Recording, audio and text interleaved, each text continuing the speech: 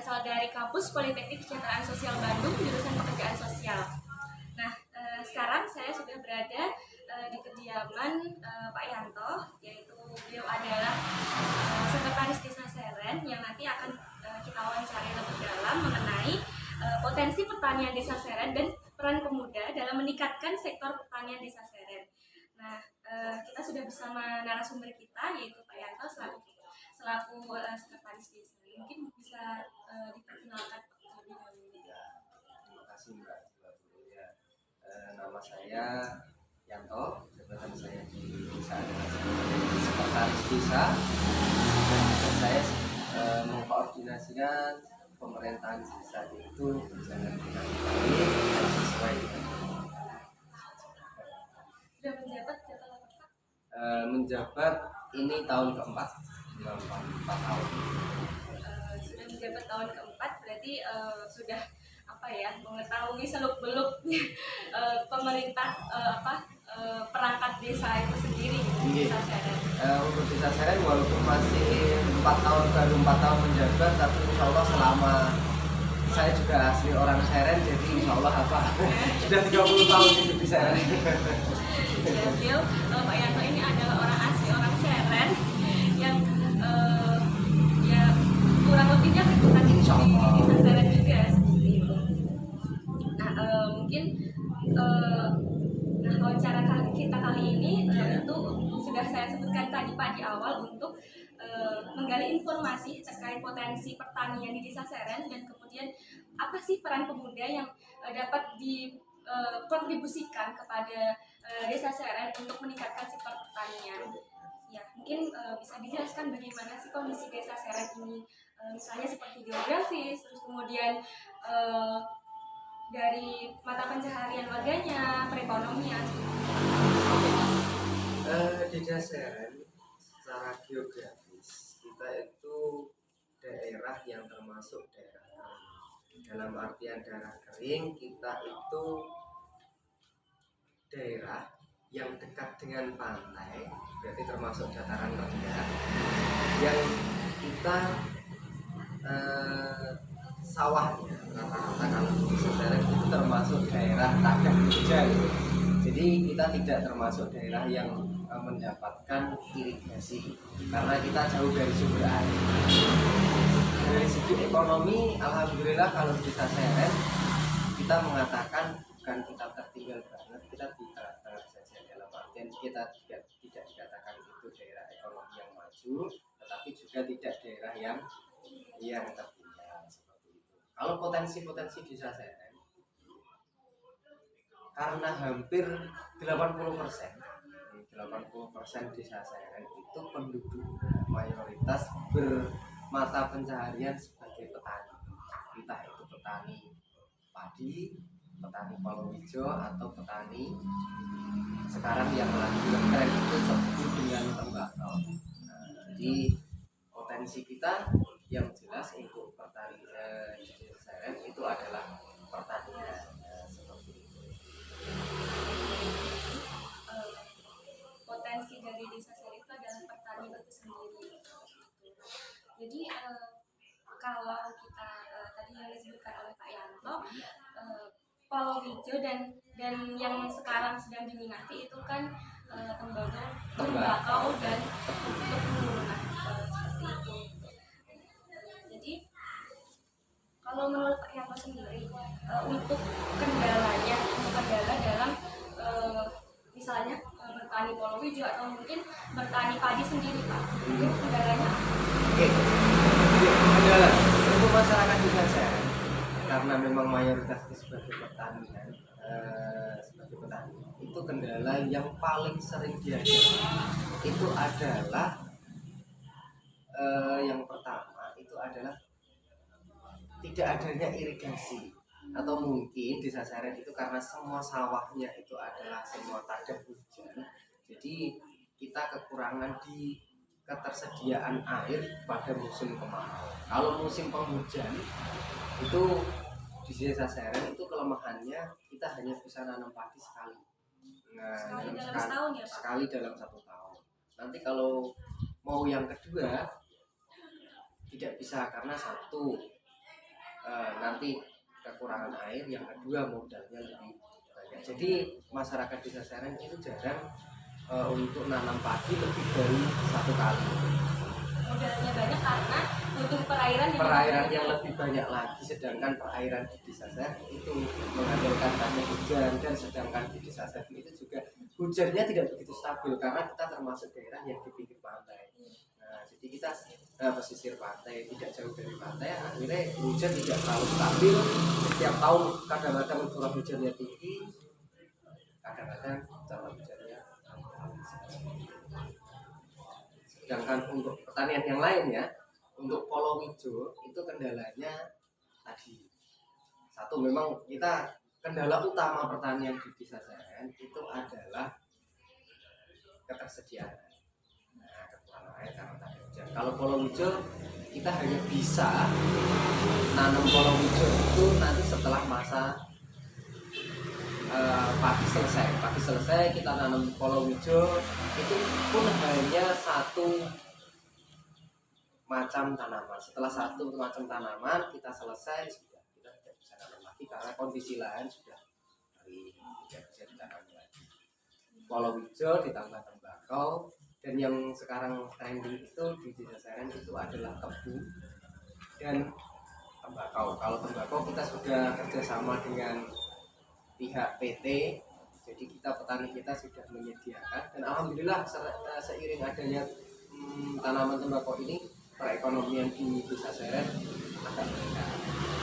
Dan sedangkan untuk tebu sendiri masyarakat desa Sereng hanya sedikit yang bertani tebu, melainkan banyak lahan-lahannya yang disewa oleh bos-bos tebu atau pemodal-pemodal tebu. Jadi ada yang di desa sendiri atau mungkin disewakan ke orang lain dari daerah, dari desa lain untuk ditanam. Tadi kan ketersediaan air. Kemudian kalau misal menyangkut pemasarannya sendiri, bagaimana ketika setelah panen, apakah itu hanya untuk warga sendiri atau mungkin ada pemasok yang berani mengambil sebagai agen lah istilahnya seperti itu. Ya, kalau di desa Sereng ini khususnya untuk yang pertanian padi ya, untuk pertanian padi rata-rata orang desa Sereng itu tidak pernah menjual padinya, hasil padinya.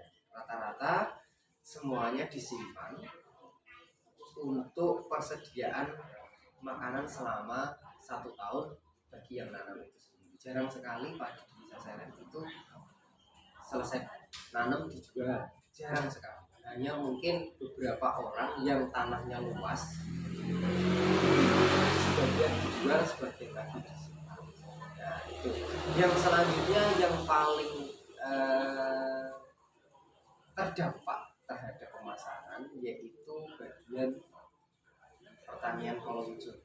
Kalau padi itu tadi ceritanya seperti itu. Tadi kalau tembakau dan tebu kita sudah rata-rata sudah kerjasama dengan pabrik. Nah, tapi kalau untuk Polowijo ini yang kadang-kadang kita kesusahan dalam pemasaran.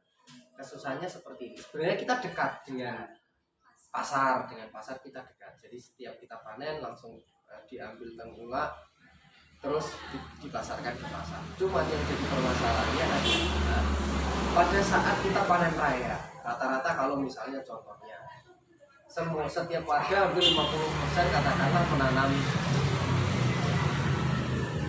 cabai.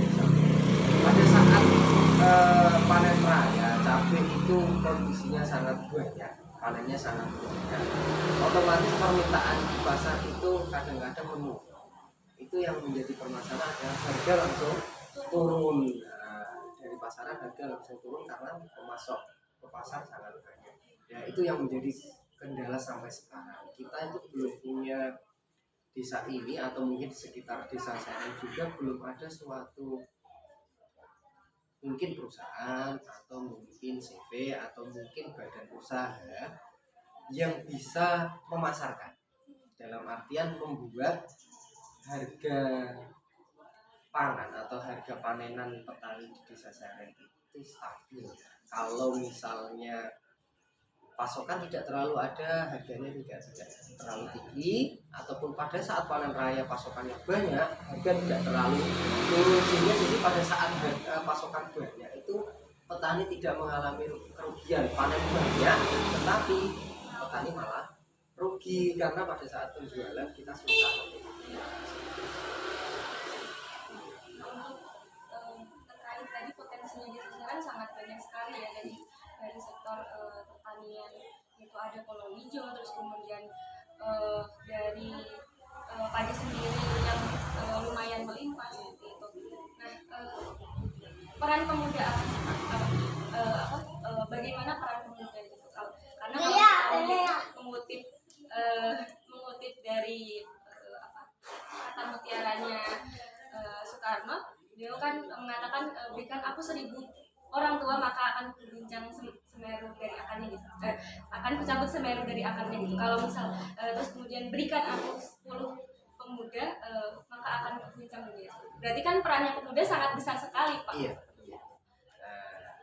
Kalau pemuda di desa saya, ini kebanyakan seumuran saya, katakanlah pemuda seumuran saya di antara ya katakanlah umur 30 sampai ke bawah umur 20-an yang rata-rata sekarang itu peran pemuda di sektor pertanian itu sangat kurang. Karena apa? Rata-rata pemuda sekarang itu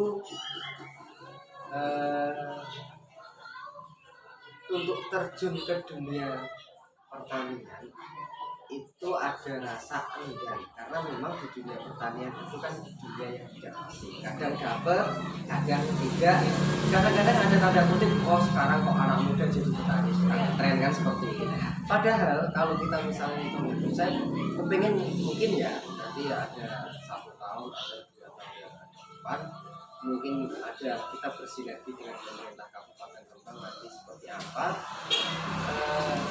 Kita kepengen itu membuat entrepreneur untuk pemuda seperti itu, entah itu di bagian pengolahan lahannya, entah itu kita di bagian pada saat menuju ke pertanian modernnya, atau mungkin pemuda itu yang mencarikan market. Nah seperti itu. Jadi pemuda itu bisa mencarikan market apabila saat panen kita melimpah, market kita tidak hanya di sekitar pasar Rembang, tapi nanti bisa di pasar Blora, pasar pokoknya ya kabupaten-kabupaten di sekitar Rembang, banyak mungkin Pati, Kudus dan sebagainya. Mungkin bisa seperti itu. Atau mungkin sekarang zamannya sudah zaman media sosial, anak-anak muda yang ngerti media sosial, entah itu cara pemasarannya lewat konten dan sebagainya. Nanti harapannya seperti itu, cuman memang sekarang peran pemuda di pertanian untuk tahun ini kelihatannya kok belum ada istilahnya pemuda yang semangat kepengen di pertanian, belum ada. Kalaupun ada itu sangat sedikit. Yang lebih senangnya sekarang pemuda itu merantau, terus kerjanya di kantor, terus mungkin jadi buruh pabrik yang memang bulanannya itu dapat gitu kan. Tapi kalau di pertanian kan kita nggak tahu entah itu nanti pertanian dapat atau tidak per bulan, karena memang ya kendala kita satu di sini irigasi. Kalau misalnya irigasi itu baik, intinya sarana prasarana penyuluhan dan market pertanian, barang-barang pertanian itu baik, insya Allah nanti banyak menarik pemuda untuk berkecimpung di dunia.